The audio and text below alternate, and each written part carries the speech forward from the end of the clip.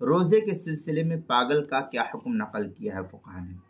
چنانچہ اگر کوئی شخص ماہ رمضان کے شروع سے آخر تک پاگل رہا تو شرعاً مکلف نہیں ہے، اس پر رمضان کے روزوں کی قضا نہ اب واجب ہے نہ بعد میں اس کے ذمہ واجب ہے۔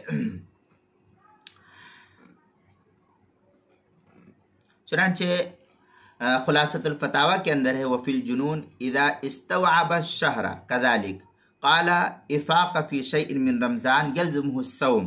یہ خلاصۃ الفتاوی کی عبارت ہے، جلد نمبر 1 صفحہ نمبر 251، جو مکتبہ رشیدیہ کوئٹہ کا چھپا ہوا نسخہ ہے۔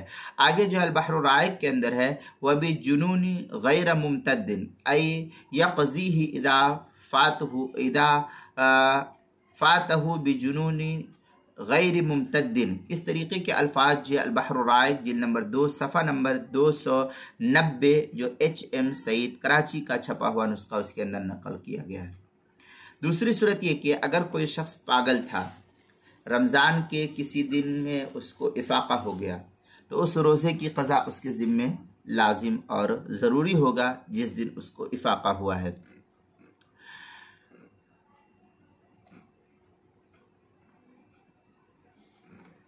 تیسری صورت یہ کہ اگر کوئی شخص صبح صادق سے غروب آفتاب تک پاگل رہا تو اس دن کا روزہ رکھنا اس کے ذمے واجب اور ضروری نہیں ہے۔